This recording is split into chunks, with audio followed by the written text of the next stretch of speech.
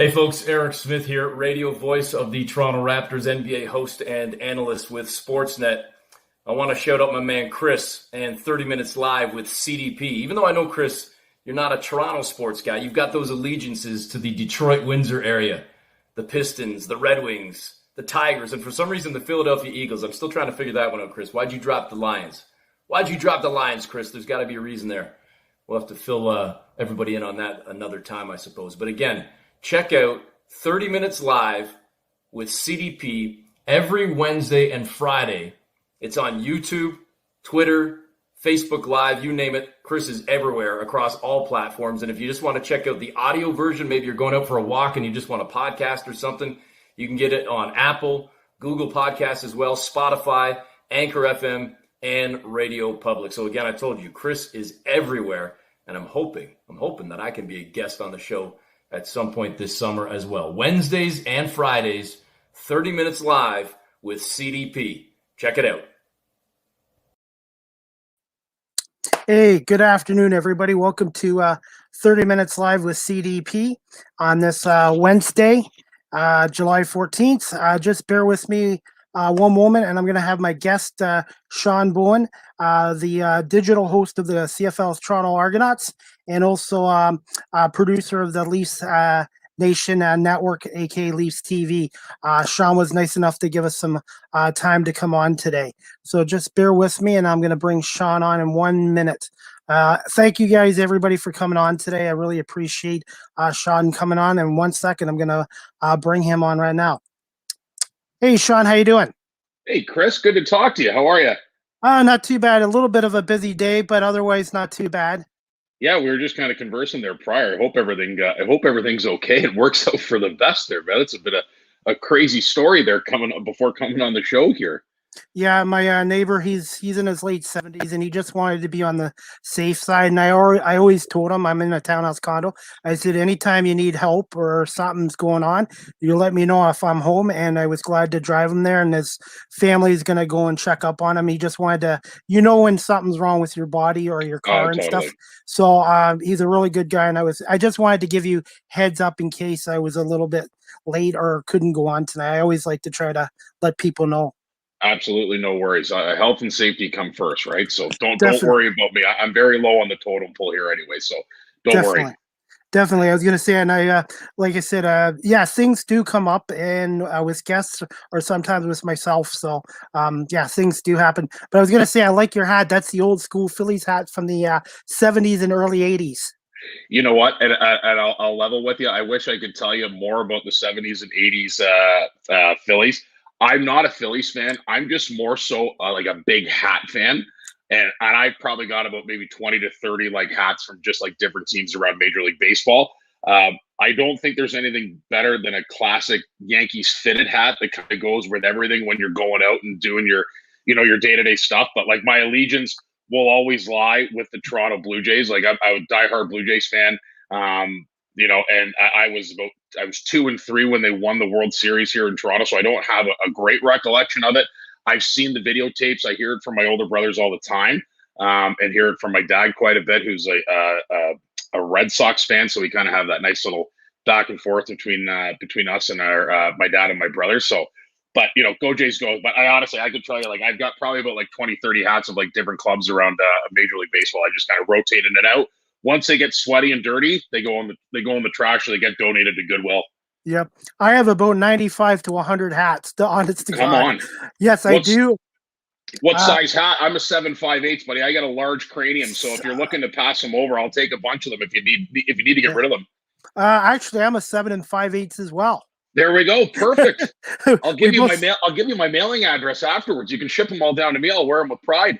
Yeah, like I said, I have my favorite team's hats, obviously. The only team I love that I don't have a hat for is an Argonauts, and I'm going to have to get an Argonauts hat. And I want to get that classic logo look. I'm glad the team went back to the logo from 76 to 88. Oh, no kidding. I think it's fantastic, too. It adds a little bit of uniqueness, and it adds a little bit of history as well, which is nice. And last year, or not, I keep saying last year because it's hard to say 2 years ago when we played. So if I say last year, I just hope your viewers understand that I mean the last year that we played CFL football. And I know when we went to that logo, I think it was late August, I want to say, of our last season. And I know the players loved it so much. And I think it really resonated with the fans to see that logo again, which was great. A little bit before my time. But yeah, no, it's a classic look. I mean, I'm still a sucker for just the shield and the A. I think it's still nice too. But it's a nice change up, and obviously it'll be great to get some apparel and with that new logo and get some new T-shirts and sweaters and stuff like that. So I'm excited for it. I was gonna say, so yeah, that's definitely on my next list of hats, is getting an Argonauts classic little hat. Like I said, I've always been a hat guy. Actually, 99% of the time I wear a hat on my podcast, but today I just I finally got my haircut last week, so goodbye long hair. So I kind of was like, all right, I'll give it a break. But yeah, I do. Were you doing the COVID hairstyles? Like, were you like cutting it yourself? I tried that a year ago and it didn't work out. So the last 4 or 5 months, I just let it grow. And then I was like, last week, thank God, everyone's like, what's your highlight of your vacation? I said, getting my hair cut. Oh God, I know. See, I unfortunately opened up Pandora's box on my end. I was so desperate. Like, I mean, you could probably attest to, like, there's not a better feeling than getting a haircut. It makes you feel like a brand new person, right? So when we were kind of in the midst of last year, I unfortunately I asked my girlfriend to cut my hair, and she did a pretty okay job at it. Like, I'll give her credit; she did a really good job. So now it's like, well, why are you going to go to the barber? Like, why wouldn't you just have me do it? Like, it's cheaper, and like I can do it for free, and it looks just as good. And I kind of had to tell her, I'm like, babe, it's like there's two different feelings, right? Like, when you get out of that barber and you get the nice shave and you get everything, you feel phenomenal, right? As opposed to doing it in the backyard with just, the clippers you have lying around at the house. So it is nice to get back. But even though with a haircut, I'll probably wear a hat 24/7, to be honest with you. Yeah, to be honest, same here. Like I said, one day I'll have to take a picture of all my hats. I got so many of them. I got a Mets hat, I got a Yankees hat. Like I said, I got an Eagles hat. So yeah, it's something I've always liked hats. Yeah, no, I agree with you, dude. I absolutely love them. Yeah, fire me a photo, put that on social media. I'd love to see that. Definitely, like you said, I just have to get a Argos hat in the next couple of weeks as well. I was gonna say the home opener, I guess, is Saturday, August 7th against Calgary at 7:00 at BMO Field. I thought it was the 21st, my man. That's I think our home. I think opener. The season. Are you talking season opener or home opener? I thought the home or I might have got it mixed up on that. I apologize. Oh, good. I did. Trust me, I get the schedules mixed up all the time too. I'll have a quick check because now you're scaring me because I'm wondering whether I don't think our first home game is until the 21st, if I'm not mistaken. July. Okay, me bad. Sorry. Yeah, 21st is week 3. We're hosting Winnipeg. Okay, me bad on that. I guess because I'm looking forward to that game against Calgary on the 7th at 7:00. I don't think you're the only one who is either. I was gonna say, I'm just so glad the CFL's back. I was gonna say, were you in Guelph today for the training camp then? Unfortunately, no. We couldn't get down today due to some technical issues. So I think we're planning on going next week. I mean, it's it's with COVID and everything like that. It's a little bit difficult to kind of get in, and we obviously want to talk to the guys and have some fun, but. We have to respect, what the team's doing. And you've seen this just as well as I have, right? I mean, like, we kind of take it back to the Vancouver Canucks, like at the beginning of the hockey season, where it got into their locker room and they were shut down for the better part of, I think it was 20 days, right? So with training camp being a month, obviously, you respect the team's wishes. They don't really want to have people coming in and out of the locker room or interacting with the players. So I think what our plan is to go next week. We'll shoot from afar, and hopefully we'll have some fun content coming out on our social channels. I was gonna say, and even with volunteering with the Guelph Nighthawks, I got to do my screening, my temperature check, and then I have to do the rapid testing. And I don't blame the Nighthawks for doing that at all because they finally they play their home games in 2 years, and they don't want anything to jeopardize it. So I'm all totally in for all that. Oh, totally. No, I mean, it spreads like wildfire, right? And especially in a locker room where everyone's very close together, and yeah, you're sharing showers, you're sharing the same, massage tables, whatever.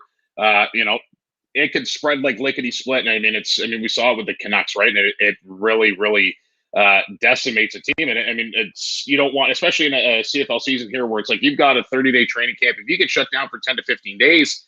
That takes a lot away from a football club, especially trying to get in systems in place. So it's you want to keep it safe and make sure and everyone's keeping their distance, and hopefully we're on the field August the 5th and ready to go.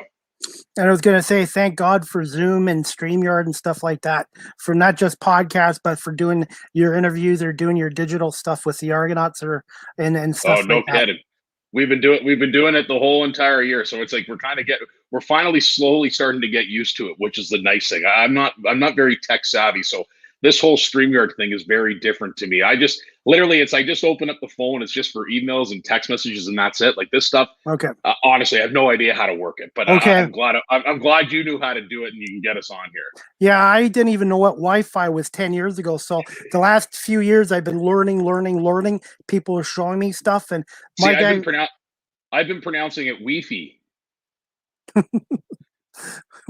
Like I said, I had no idea what it was 10 years ago. And StreamYard, I just found out about 9 months ago. One of my friends, the Philly sports guy, huge Eagles fan, he was like, Chris, you want to do a podcast? I'm doing a podcast.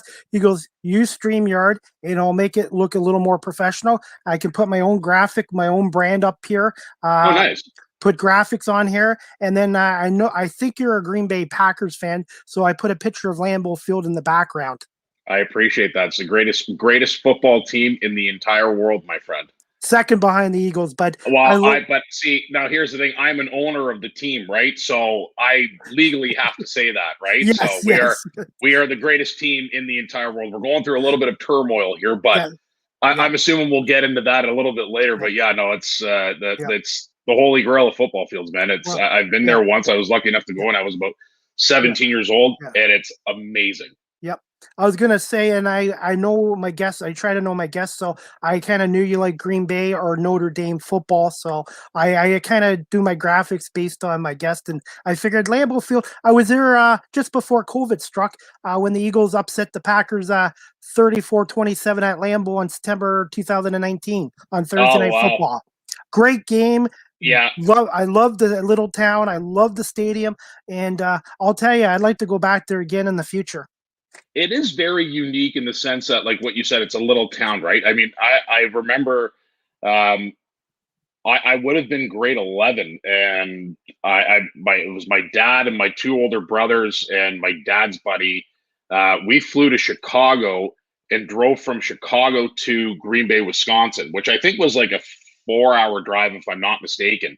Yep. And it's literally like you can watch your dog run away for 4 days on that road, right? And it's just flat. Yep. Like coming by you just see a whole bunch of pickup trucks with deers like at the back of them because it was hunting season. We went middle November, and I remember it was John Madden's final Monday Night Football game that we had went to. And we're very fortunate to have the position my dad's in. He's made a lot of contacts throughout his career. And one of them is a gentleman by the name of Red Batty, who's the equipment manager for the Green Bay Packers, and he's been there for years.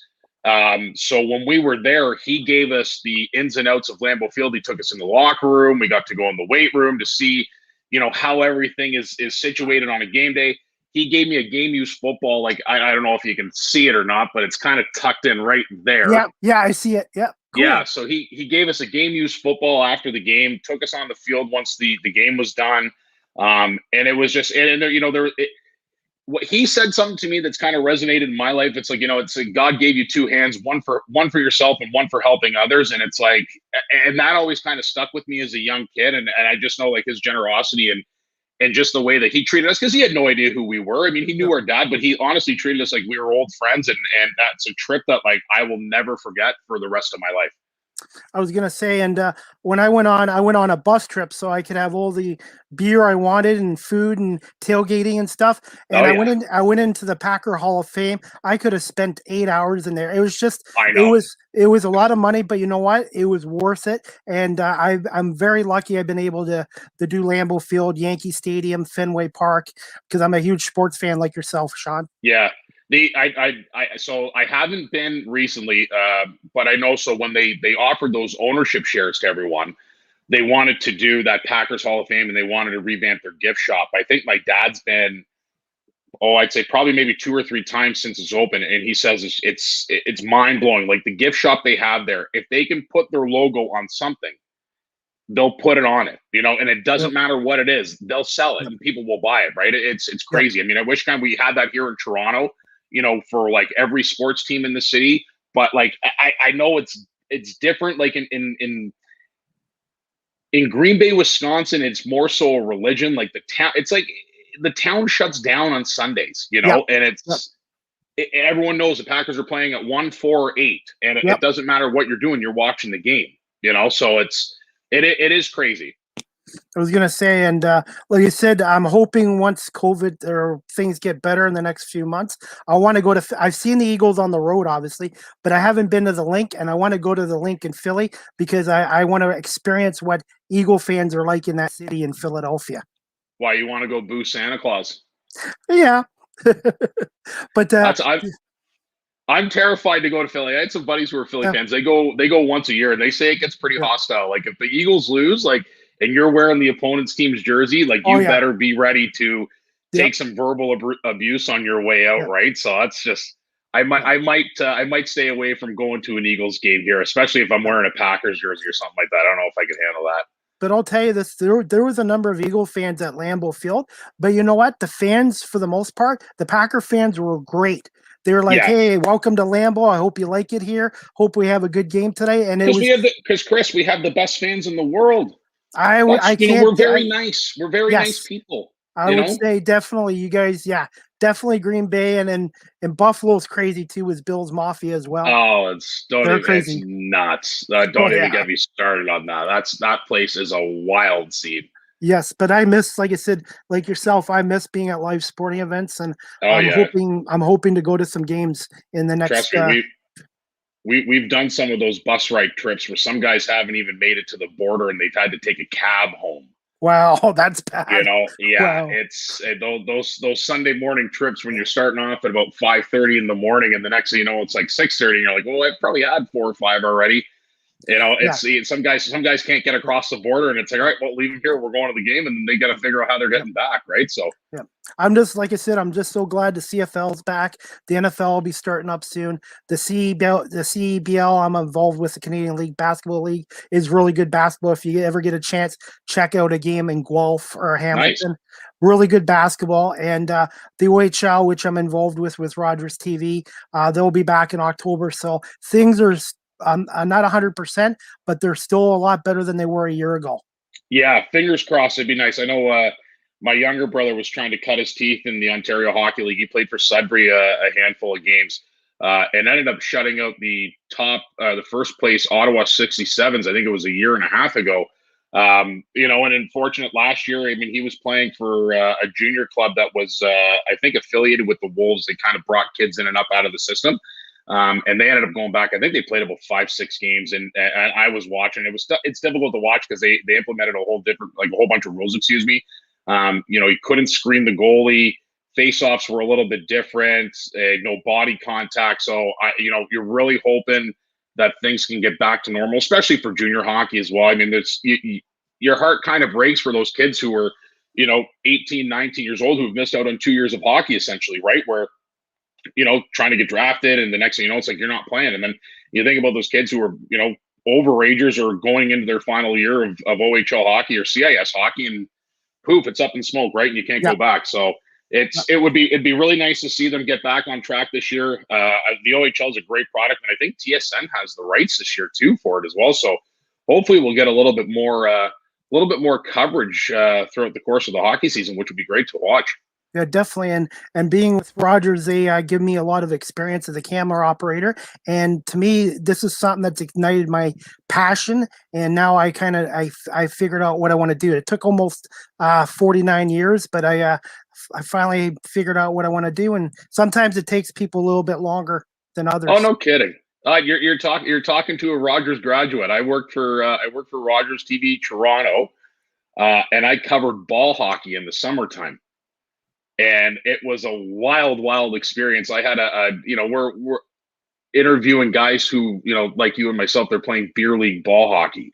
And I would be doing the intermission interviews, and I had a young guy come on, and I literally just told him, I said, just shoot the breeze. Don't say anything stupid. I'm going to ask you how that goal looked and what you saw in the play, and you explain it as to, the best of your capabilities. And he gets up, and I ask him the question, and just a deer in headlights. He just like completely froze and then dropped 2 F-bombs on live TV. And then, in my ear, I've got like those old iPhone speakers coming in. Yeah. And I can hear the producer in the truck. He's like, "Get this guy off, get him off, get him off." And I just had to slowly look. I'm like, "All right, thanks very much, sir." Just, kick him off to the side. Yeah. But you know what? Rogers is great. It's an awesome learning experience. Yep. You do get to do a lot of different things to certainly help prepare you to get into the broadcasting field.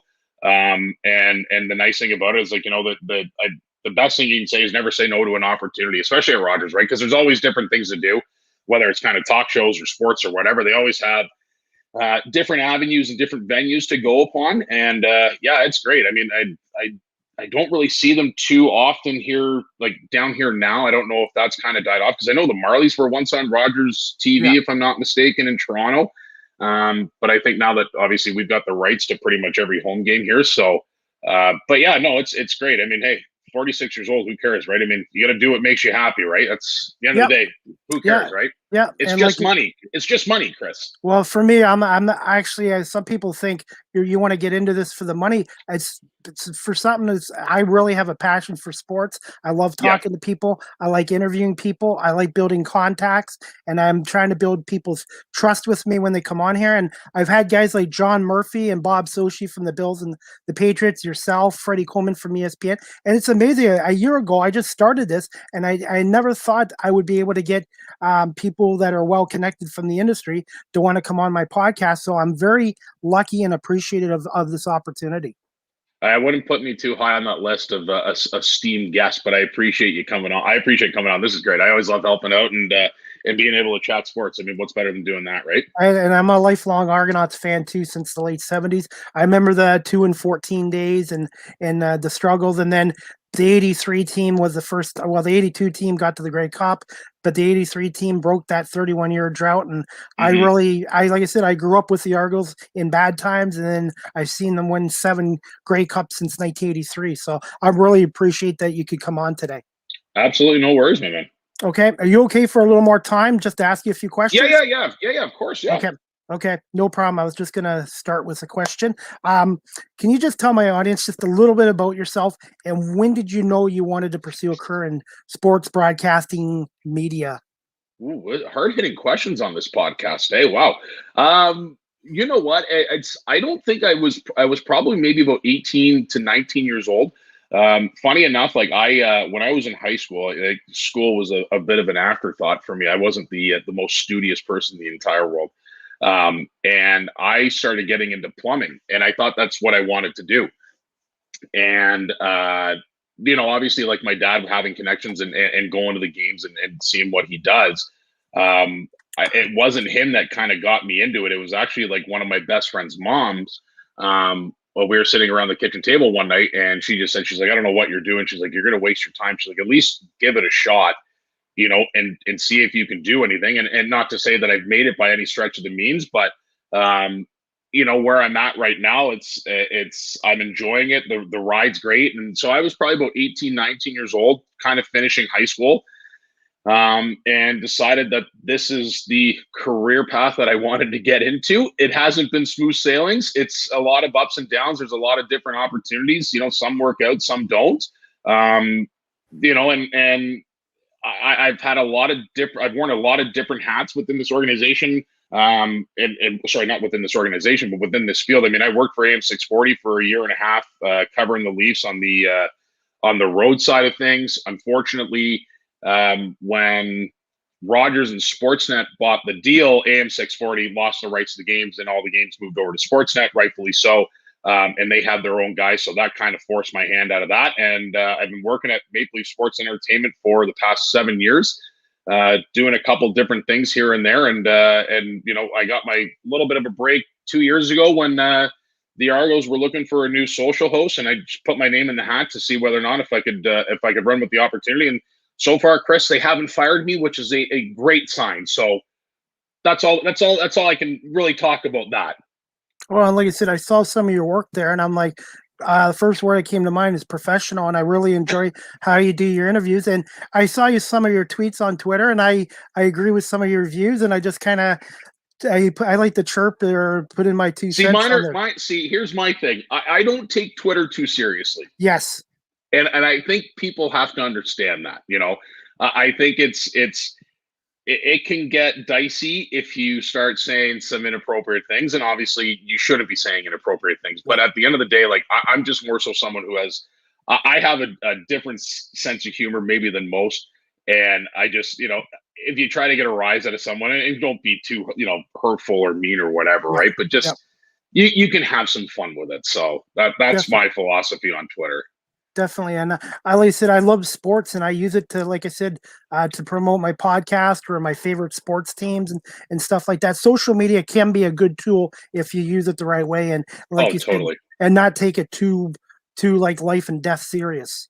I'll tell you, the best thing you could do too is get off of it for a couple weeks. When the Leafs got outed in the playoffs, I shut the mill on social media for a good solid 3 weeks, and it was the best thing I ever did.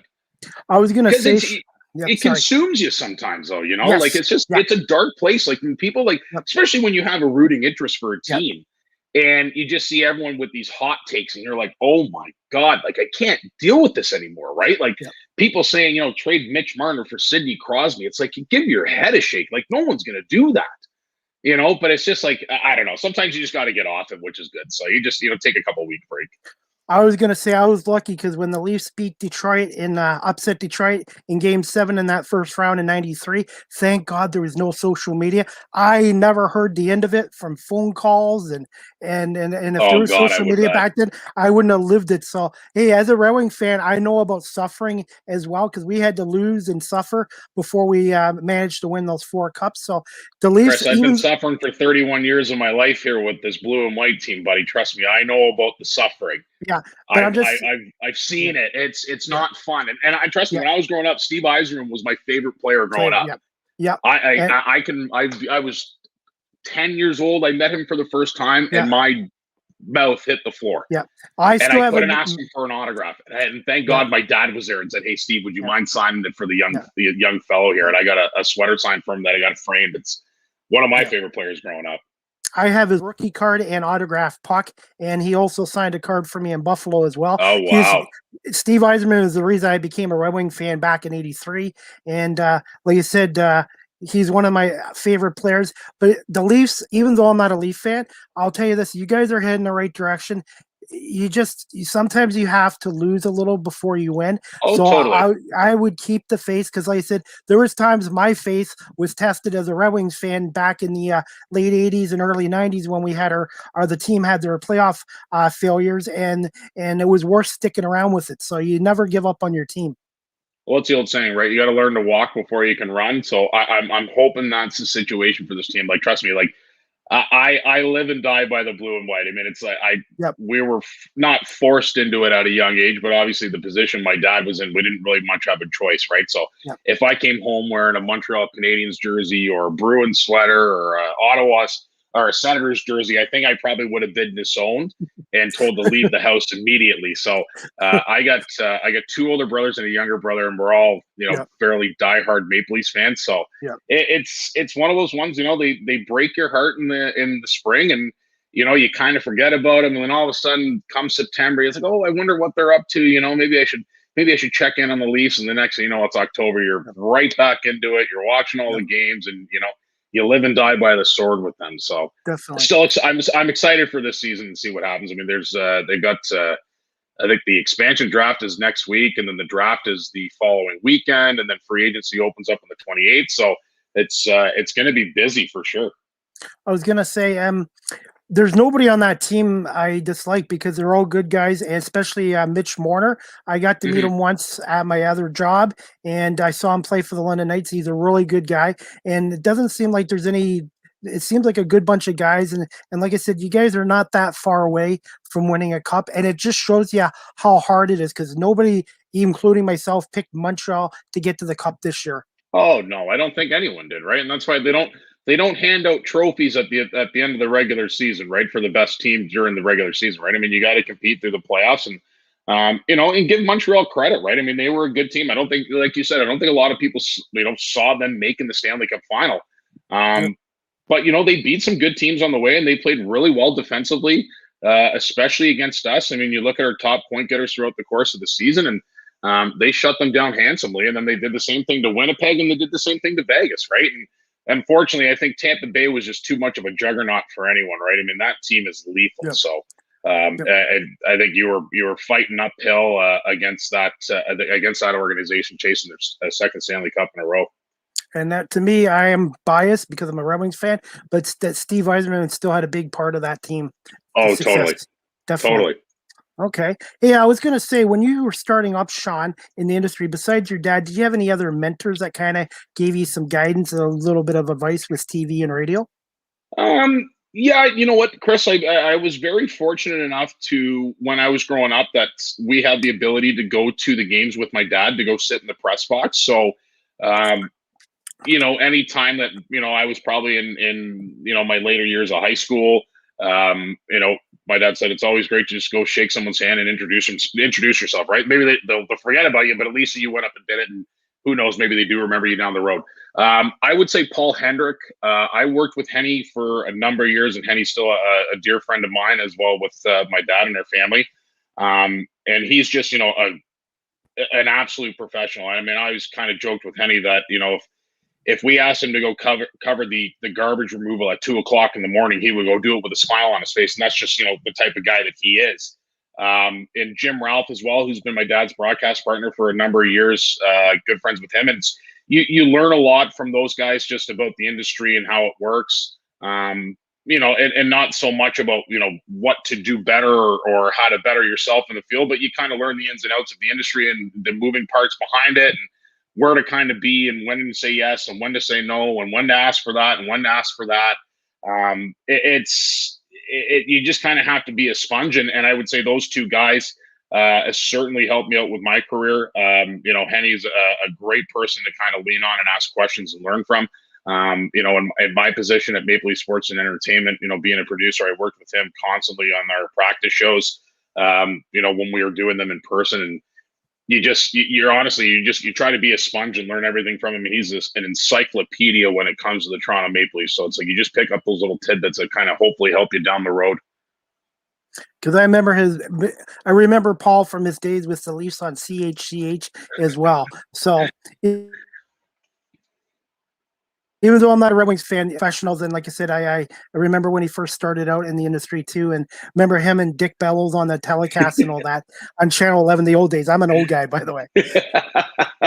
Yeah, I remember watching Henny and my dad on I think it was the new VR. Yeah. Do you remember that network? They used to have Leafs games back. Yeah, back to, like, I think it was like 2002. I would have been 12 watching them on the new VR. And it was like, Henny be down there in the corner doing the intermission reports. And yeah, they're all great guys, right? I mean, and the nice thing is, like, when you get in the industry, it's like you do meet some other people as you get older that you kind of make contacts with, which is always great. And they're always nice to kind of lean upon if you're doing something such as this, like a podcast, where you want to have them come on and just kind of shoot the breeze about whatever, right? So always great just to go and shake a hand and introduce yourself. And I also learned at a young age too, I don't know so much now that we're handing them out because of COVID or whatever, but I invested big time in business cards to keep them in your wallet. That, my dad told me, he's like, just, keep 10 to 12 in your wallet. And if you do meet someone or whatever, you just, give them the card that's got at least your email and your cell phone. It doesn't matter where it says you work, but just have your name, your email, and your cell phone number on it. Yeah, that's actually a great idea too. So, okay, next question I wanted to ask you, Sean, because I want to make sure I don't keep you too long, because I know you got baseball tonight. I was going to say, this next question I wanted to ask you. Let's see, I'm just going to try to post it on here. Okay, I guess now it comes on. Okay. How did you come about the producer position of Leaf Nation Network? And one thing was Rogers. I have so much respect for producers because it's not an easy job.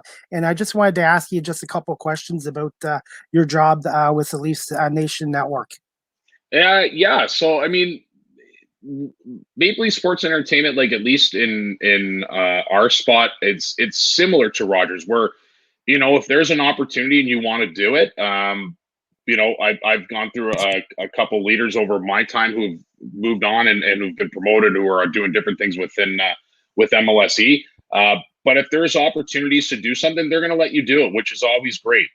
So I know for the first little while, I was doing a lot of scoreboard stuff. So I was kind of in charge of doing a lot of our welcome back videos for guys who have been previously traded.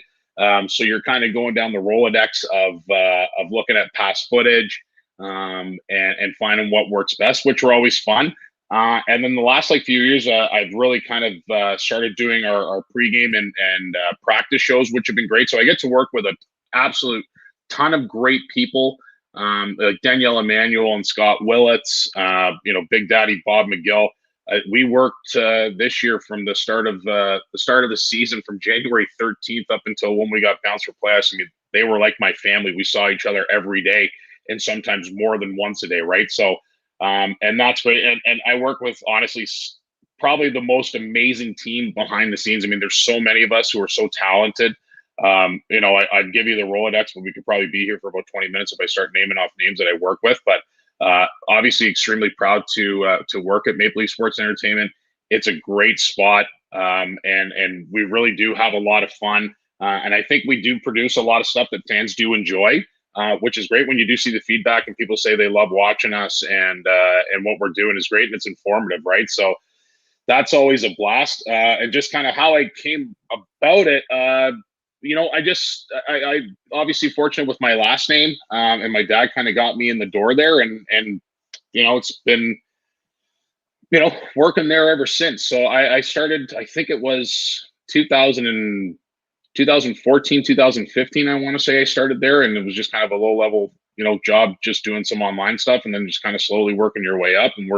So the ultimate goal is to be on television, Chris. Like, that's what I want to do. I want to be on TV. I want people to wake up to this face, or at least hear me on their drive home. So we're slowly getting to that. So. Okay, cool. And my next question I was going to ask you is something to do with producing too. Can you just tell us what a daily day? I don't know if it's a daily day or a normal day, but what a day is like as producer for the Leafs Nation Network. I still call it Leafs TV, by the way. No, it's all good. Yeah, I mean, it's a little bit different. I think this year was challenging. Just like we were talking about prior, right? That everything's been, pushed over to Zoom. So on non-COVID years, the day would usually consist of getting into the office and drafting up some scripts about what we wanted to talk about, like on a non-game day where, we would head down to Etobicoke and go to Ford Performance Center and cover practice. And Henny and Bob McGill would usually go and speak to the players and ask the guys. And usually on those types of situations, your scripts usually do change, because it's like, the narrative does shift. If, someone gets hurt at practice, or if someone's coming back from injury, or there's, a big tidbit at practice that needs to be covered, then, things get changed on the fly.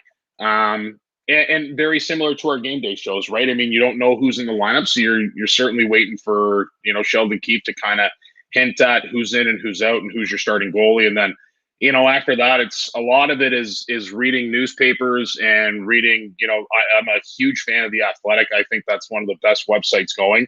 I highly, highly recommend anyone who is listening to subscribe to The Athletic. I don't have any pull, or I'm not doing that for a plug. I think what they do is phenomenal. So a lot of it is kind of reading and finding storylines within the game. I think this year was extremely challenging because we were playing the same 7 teams. So your storylines, are very, who played well the last time we played them, what's interesting going on here. Maybe, their power play's awful, or this guy hasn't scored in 12 games. So you try to find the storyline within the storyline. But, we got it done. And yeah, usually the only, sometimes crappy part about it is on a Saturday night where you maybe want to tilt the elbow back and have a few pops, and you got to work the next morning because we got a game. So you usually have to be kind of glued to the television when the game's on to watch and see what's going on, to make sure that's, what's going on. So once the game finishes, that's when your work also kind of starts, because you have to draft up a script, and, we usually talk about the night before, and we'll preview the days ahead. So. Okay. My next question I was going to ask you, and then we'll ask you some Argonaut questions. I'll keep an eye on the clock. What is the hardest aspect of being a producer, in your opinion, and what do you enjoy about it the most, Sean? Ooh, the hardest aspect. That's a good question. I mean, I honestly, I don't really think the hardest aspect. I mean, like, I think the hardest aspect would obviously be working within time limits, especially when there's, deadlines to be met and you've got stuff going on that week and you're trying to press something out. I think another thing would obviously be getting approvals. Anyone who works in sports media can understand that, you might think it's good, but then it also has to go through the chain of command, and some people don't find what you did was as great as you thought, so that it has to get changed. But the one thing that I enjoy most about it, to be honest with you, is mainly the people I work with. I mean, we have an awesome crew, and there's about 6 or 7 of us who work on the Maple Leaf side of things, and we have some great talented women who work with us as well, who are the best. I mean, my boss Beth, she's arguably one of the most talented people I know. There's another girl named Erin who runs our behind the scenes stuff. And it's just, the people that you get to meet on a day-to-day basis. I'm very fortunate we work in 2 great sports where the players are phenomenal. I mean, football, at least in the CFL with the Toronto Argos, I mean, those guys couldn't have made my life any easier than what they did our previous season. Like, anytime we needed to have an interview, right away they'd come and do it, and they'd shoot the breeze for 5 to 10 minutes. And I've been very fortunate enough in my career. I haven't really come across too many hockey players who aren't nice guys. And they'll always kind of give you the time of day to shoot the breeze and ask how you're doing. So I think that's probably one of the most enjoyable aspects of working in sports media and being a producer is the people that you get to come in contact with. And, just you'll soon realize, Chris, that once you kind of you get your foot in the door and you're doing those types of things, it's you get to meet a lot of cool people. And on the down times where you're just watching practice, you're just doing whatever, you get to shoot the breeze with a lot of interesting people and pick their brains. So yeah, I think that would probably be the most enjoyable aspect of it. Yeah, because I'm still learning the cameras, and that was Rogers TV doing the Guelph Storm games. And the producer, Neil White, who's one of my friends on here, I have so much respect because I've never, as a fan, until I volunteered with Rogers, saw behind a setup, tear down for a production, and how much work there is. And it's not crazy. It's not just the producer. You need the graphics guys, the audio guys, the camera guys like myself and others. It's really a true team effort. And what I like about Rogers is they welcomed this 40-plus guy into their group with no experience, and they were very patient with me. And it's been a great experience so far with Rogers. I tell you, if you ever have the opportunity, I mean, for people who are listening, that if someone asks you to go into the truck during a live sporting event, it is pandemonium, but it's like an orchestra, right? Like, everyone's working, pulling on the same rope, and you get the director and the producer who are, shouting different commands. It's like you got to have your ears open and your focus. It's organized chaos, essentially what it is, right? And it's awesome to see and awesome to watch. Yeah, definitely.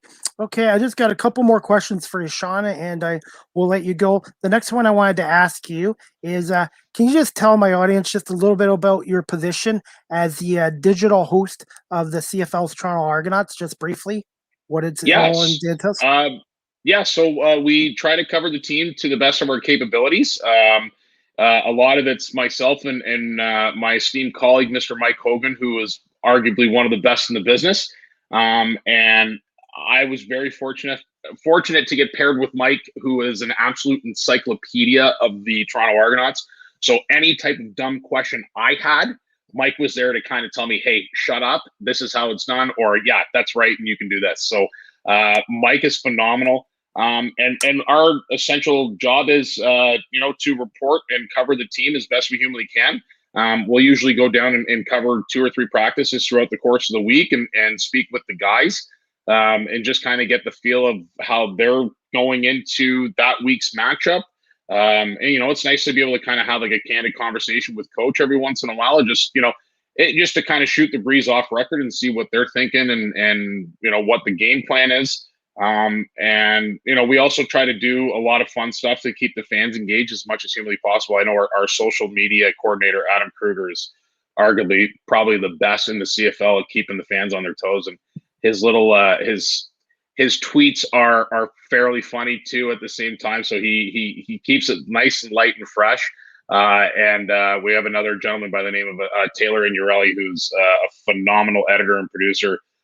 He works with us on the Leafs, and in the summertime he comes over to the Argos. He's a huge Argos fan, so it's great. We've got the three of us try to do our best I can. I shoot some pretty wild ideas out to them that they turn me down on most of the time because they know a little bit better than I do what works on Twitter and what works on Facebook. So I just kind of sit there and smile and nod, but I've had an absolute blast doing it.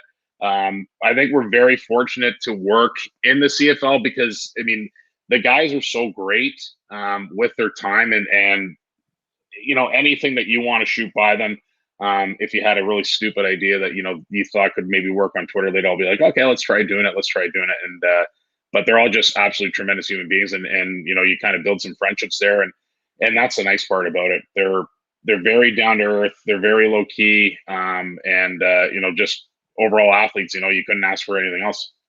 I was going to say, I've also, with this podcast, have built contacts up and friends, and I've been lucky to have Mike Hogan on, Don Landry, and you're right about Mike Hogan, really a nice guy, but he's also an encyclopedia too, and some of my guests, you just connect with them because they have the same passion for what you like as well. Yeah, Hoagie's the best. I absolutely love that man. He digs me a couple times on social media, and you know he pokes some fun. But I'll get him back this year. I got something planned. And he's an Eagles fan like I am, so I'm trust me, Chris. I am well aware that Mr. Hogan is an Eagles fan. We are all very well aware. Our media relations guy, Chris, he's also a big Packers fan. So Chris and I like to gloat on Hoagie every once in a while when you know we stick our noses up to the Eagles and we beat them by 500,000. Yeah. Okay, and yeah, like I said, just two more questions I wanted to ask you, and then maybe if you were happy with this podcast tonight, maybe in the future I can have you back on again and maybe talk a little more about the Packers and Notre Dame football. Of course. Okay, definitely. Now, this one I was going to ask you, just two questions left. This one I want to ask you, what are your overall thoughts on this 2021 Argonauts team and the return of the CFL after a year-long hiatus? And I think it was Mike Hogan was telling me the roster has changed approximately 90% since 2019. I mean, I don't want to just give you a one-word answer, but honestly, just excitement. You know, and to further Mike's point, that's what I was going to say. I don't know if I've ever seen a professional sports team with this much changeover from its previous year played, and not so much like bad turnover either. I mean, this team has really changed its identity into being a formidable team in the CFL this year. The work they've done on the defensive side of things, I think, is really going to be the bread and butter of this team, like Enoch Mwamba, Charleston Hughes, you know, just leaders in the CFL who aren't, you know, guys on the back nine of their career. I mean, they're still in their prime and they're still good players. I'm very excited about the quarterback position this year as well. I think we've got three guys who are certainly capable of being a number one quarterback. And I think that the relationship between Dinwiddie and Arbuckle is going to be interesting. You know, they both know each other from their days in Calgary. Does that automatically anoint Nick as the starter? Who knows? You know, McLeod Bethel Thompson had a pretty good year in the CFL the last year we played. You know, he led the CFL in passing yards and touchdowns, and that's in any other league. I mean, that's your number one quarterback, right? I mean, he's coming back and the position's his. But now I mean, there's, you know, two guys who are vying for that number one spot, and the wide receivers on this team, honestly, I've been calling them the Monstars, you know, like from Space Jam. It's scary. Like if these guys are able to play at their peak and play at the level that they're known to be playing at, this could be a very scary team this year. And I saw that, you know, the betting odds that I guess they released and the Argos weren't even on there. I think they were plus like 1,500, which was surprising to me. I didn't understand how they would do that. I might go and see if I can put some shekels on that to see whether or not if we can maybe win a Grey Cup, maybe we win some cash here on the side. I was going to say, you just never know. My only concern as an Argo fan is with so many new players, it might take a little bit of time to gel the chemistry. Might take a couple games, couple weeks. I'm hoping I'm wrong on that. I agree with you in that, but at the same time, I do like the fact that they have this extended training camp. And I also like the fact that they're also sequestered with each other for about 30 days. So you're really going to get to learn your teammates. I mean, usually at training camps, you're on field and then you go home, you know, and some guys will go for dinner afterwards or whatever. I mean, this is like it's you're going to summer camp essentially, right? I mean, Yep. you're there with your teammates, so you're really going to learn the tendencies of your teammates, especially like on the offensive side of things too, right? I mean, you're going to get your rhythm down with your receivers, your running backs. You're going to learn Nick's tendencies when the ball snapped. You're going to learn, McLeod's tendencies when the ball snapped. But no, I do agree with you. I mean, with that much turnover, it might be hard to find chemistry, and especially this year within a shortened season, it's like you better hit the ground running. Because I mean, there are some pretty good teams in this league, right? I mean, Hamilton, Winnipeg. I mean, the list goes on and on, right? I mean, it's not going to be. I think a lot of people might think it might just be an easy road for the Argos. It's certainly going to be a little bit better than what it was the previous season. I know our first game we got the first game I worked in the CFL and we got blown out by the Hamilton Tiger Cats. I said, "Oh my God!" I said, "I don't know if we'd be able to do this the whole entire year. It might be a long season, but I really do commend Pinner and Murph at just how well they've handled this offseason and gone out and signed these guys. And I also do like the fact that the CFL community does really hate Toronto because we signed all these guys. It just kind of adds to the old, Toronto's such an American city and everyone hates Toronto because they always get the good players and blah, blah, blah. I love that type of stuff. Keep building it on it because it's like, once we start playing for real and these guys show what they can do, it's going to be a fun season, in my opinion. I was going to say, in my last Argos game I was able to go to was Ricky Ray's last game. Nice. Cup. Unfortunately, the Calgary beat the Argos that night badly, and Ricky, that was his last game in the CFL as well. That was a brutal way to end his career, unfortunately. Mm-hmm.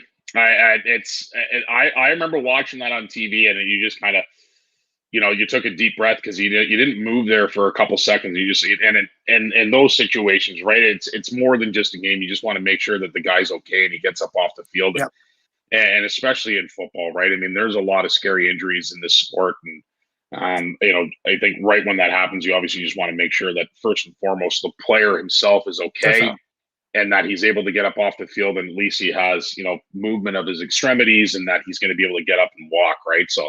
But yeah, that was certainly a scary hit. I was going to say, I'm hoping to get down to a game as well. So I'm going to wrap this up because I don't want to keep it too much longer. Do you have any quick advice for anybody that's looking to pursue, like myself or anyone else, a career in TV, radio, and as a producer? You know what, Chris? I think the best thing to do is never say no to an opportunity. It might not sound like the most glorious thing in the entire world. You could be doing the whatever at 2:00 in the morning. Like I explained to you earlier about Henny, right? I mean, if you wanted to go cover the garbage chute at 2:00 in the morning, don't say no. And there's always going to be someone who's going to be behind you who's, maybe a little bit more eager and who has a little bit more experience. But if they pick you, then say yes. Ready to go do whatever you guys need me to do. And unfortunately, like the money in broadcasting, it's always not the greatest sometimes, but at the same time, it's a lot of fun. You get to meet a lot of cool people. Always shake hands, always smile, and always make a great first impression. And don't be afraid to reach out to people if you need help, right? I mean, especially on doing podcasts. I mean, the worst thing that they can say is no, right? And that's what I was always told, right? I mean, and then it's all right, move on to the next person. So. Don't pass up on an opportunity. Don't be afraid to ask questions. Those would be my little tidbits if you're entering the broadcast world. Definitely, and I know rejection is a part of it too. So totally, you just keep plugging away. Try to keep learning, working hard, and just try to improve daily. Now, before I let you go, can you just tell my audience quickly where they can find you again on social media or with social media, and I guess the Argonauts website I got down here as well. Yeah, so we're all of our stuff that we do for the Argos can be found on our website at argonauts.ca and also our Twitter accounts. My personal Twitter account is Bonsie, BONSIE 24, and that's the same as my Instagram. You can go and find me tweeting about random things, football, hockey, our political leaders, whatever you want to talk about. I'm tweeting it, and don't take me too seriously on it because I don't take myself too seriously. So if you're in there and you're thinking my opinions are ones that really matter and you're going to get upset about them, I'm just going to let you know I don't really care about my opinions. I just write it to cause a rise and maybe get a laugh out of someone who's having a bit of a down day. Okay. Sean, I'm going to let you go, but I want to say thank you so much for coming on live with CDP. And I'm hoping I can have you on as a guest again in the future and talk Packer football and Notre Dame football with you as well. Of course, Chris. You told me that you were a Michigan fan, so I don't know if I'll Yes. be able to. I don't know if I'll be able to come back on after this. To be honest with you, I don't know if I can talk to someone whose team is a color. It's just Well, go maize and blue. Like yeah. it's such a lazy team name, and it's Well, a Wolverine anyways. well, It's a fictitious character, Chris. Well, It doesn't. It's no more than like a groundhog. It's still a great rivalry with Notre Dame. It's the greatest. It's one of the greatest rivalries in sports. I've been very lucky. I've gone to it about 7 to 8 different times. I've seen it at the Grand Cathedral, and I've seen it at that little stadium they call Big House. The Big House. Yeah, it's amazing. House, yeah. I have been there with my cousins. I will tell you, the Big House is actually it is insane. Like I don't know if you remember Denard Robinson shoelaces. Yes. He was one of the most electrifying quarterbacks that program's ever seen, and they called him shoelaces because he never tied his shoes up, and I don't know how he did it. But the one game that we went and saw, I think he threw for 250 and ran for 300 on us. Like, it was just insane. The guy, like, he was one of my favorite players growing up in collegiate football, and I think he got a shot with Jacksonville. I think they made him a running back, if I'm not mistaken, but yeah, no, I will certainly come back on and we can talk about just how much a better program Notre Dame is over Michigan, and that we've been to some national championships in the last year, and you guys are still chasing the Ohio Buckeyes and can't get out of the Big Ten. You guys always get your doors blown off by them, and Wisconsin and Appalachian State. So the list goes on and on. Whatever you want, I got all the material in the world for that. Like I said, you got to support the team, win or lose. Got to be optimistic. Exactly. Got to keep the face. And like I said, you guys, I'm going to let you go, Sean, because I know you got your baseball. But I really enjoyed talking to you with my podcast, and I want to say thank you again. And I definitely would like to keep in touch with you on social media, and definitely talk some more Argonauts football and Notre Dame, and see where Aaron Rodgers ends up in the next month. Oh, you had to end it on that. It was saying where he ends up. I don't even want to say anything anymore. Okay. That's just the old drag bunt right there for me, where he's coming back to the green and gold. Don't even worry about it. He's going to be fine. But Chris, I appreciate it, man. This was great. All the best with the podcast. This was a lot of fun. But yeah, anytime you need to hit me up, I love to come on and we'll chat. Hopefully we'll chat once the season gets going, and we'll chat some Argos football, and hopefully we're 5-0 by the time we start chatting again. So okay. Well, thank you so much, Sean. Have a great night and have a great baseball game. Awesome. Thanks, Chris. Thanks. Pleasure meeting you. You too, Sean. Thank you so much.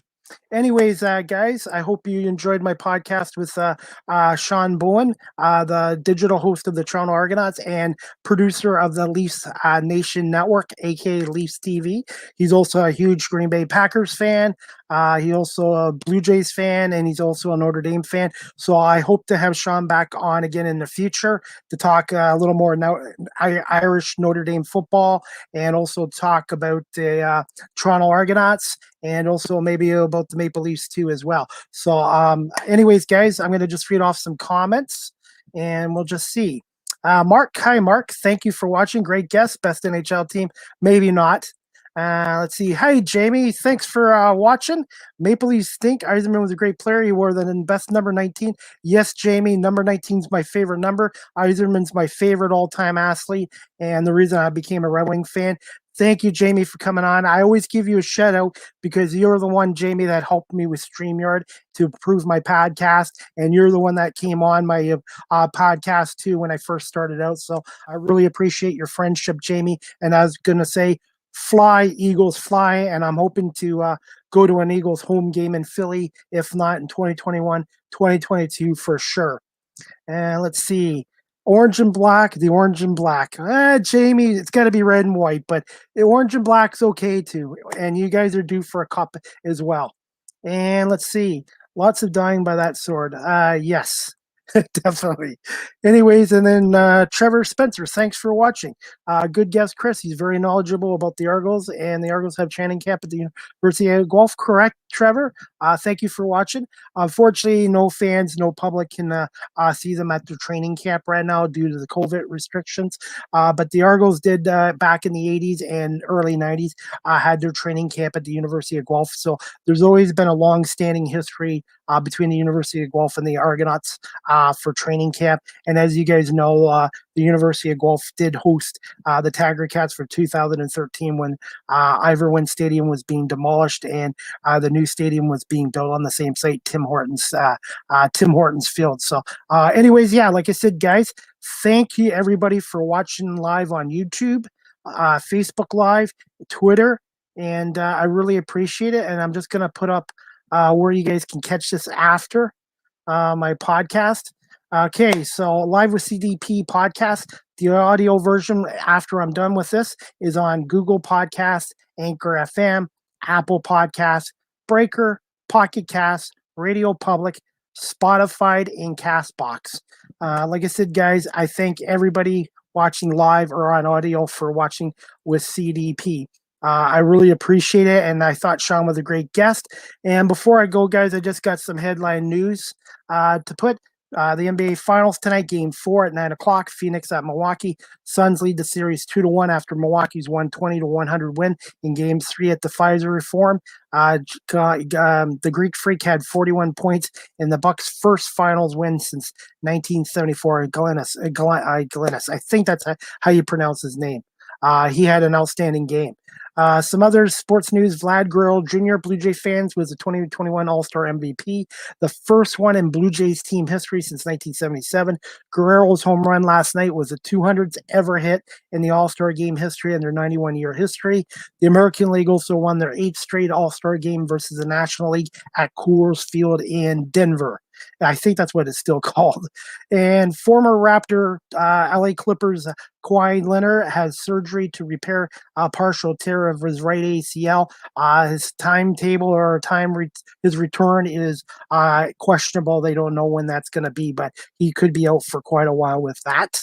And as for us Eagle fans, the Eagles announced today they will hold joint practices with the Patriots in Philly August 16th and 17th, and with the New York Jets August 24th, 25th in New Jersey prior to their preseason games against those teams.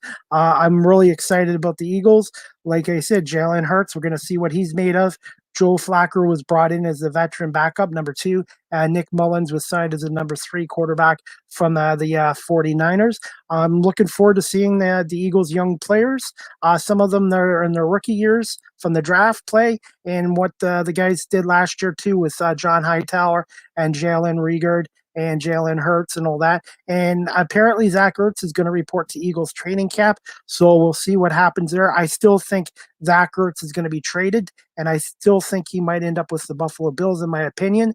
But I think it's just a matter of working out the compensation between the two clubs. But we'll see what happens there. I am still working to try to bring somebody on from the Philadelphia Eagles, either from their management staff or one of their players. So just keep our fingers crossed. Go Birds, and I'm being very optimistic about the Eagles 2021 season as well. And some other sports news, guys. Let's see.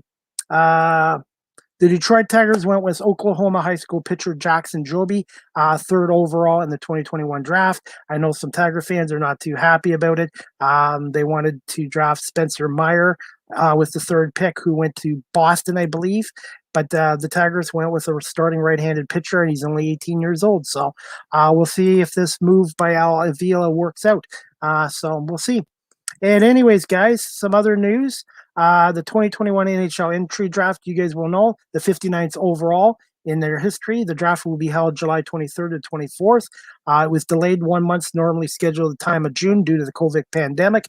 And the first 6 picks in the first round are held by Buffalo, who's expected to take Owen Power, a defenseman from Michigan.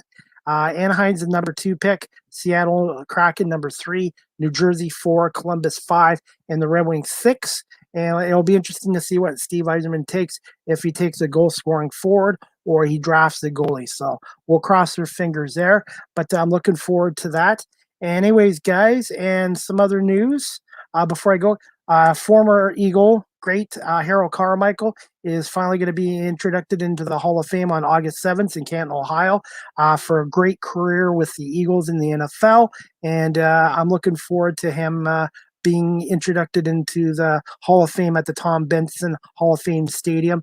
And it's been a long time overdue, because to me, our Harold Carmichael should have been in the Pro Football Hall of Fame much sooner than now, but due to the pandemic last year, so he will be in this year. And I'm looking forward to it, because he was one of the big man wide receivers in football at the time in the 70s and 80s, and he's one of the greatest. And I'm just so happy that he's finally into the Hall of Fame.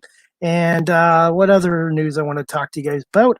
Live with CDP podcast shirts are available in all colors, sizes up to 3 extra large, and are only $15 Canadian. If you're interested in purchasing one, please DM me in my inbox or email me at cpalme19@gmail.com. And guys, just before I go, let's see, I'm going to just let you know who my next guest is. And she's going to be on next Wednesday. So I'm looking forward to speaking to my guest next week, Morgan Parrish. She is a reporter from Fox 19 in Cincinnati, and she's also happens to be a very huge Philadelphia Eagles fan, as she's from the Philadelphia area, who's now a reporter with Fox 19 in Cincinnati. So we're going to talk to Morgan Parrish about her career in television as a reporter with Fox 19 in Cincinnati, and talk about her love for the Eagles, the Sixers, and the Philadelphia Phillies. I'm not sure she's a hockey fan, but I'm looking forward to speaking to Morgan Parrish next Wednesday, July 21st at 7 o'clock. And yeah, we'll talk some Eagles football as well with her. And let's see, any more comments? Before I go, Trevor, I've seen tickets for the Nighthawks Storm have contacted. Okay, that's good news, Trevor. And hopefully you'll be going to some Nighthawk games and Storm games soon as well. But like I said, guys, I really appreciate everybody coming on, watching live with CDP again. And before I head out, I just want to say thank you again to my guest tonight, Sean Bowen, the digital host for the Argonauts and TV producer for Leafs Nation Network, for coming on. And I really enjoyed talking with Sean tonight. And please check him out on social media as well. He is on all the social media accounts. And you can check him out at Bonesy24 on Twitter as well. Anyways, guys, like I said, I'm going to probably have the next week off. If I do have another podcast coming up before next Wednesday, July 21st at 7 o'clock, I will definitely give you guys heads up on my podcast coming up and who's coming on. I am still working on getting more guests to come on as well. All right, guys, I'm going to call it a night. I hope you all have a great night, and we'll talk to you guys July 21st at 7 o'clock with Morgan Parrish. If I have a show before then, I will definitely let you guys know. Thank you again, everybody, for watching live with CDP on my YouTube channel, Facebook, Twitter, and later on my audio version that I post on here. Have a good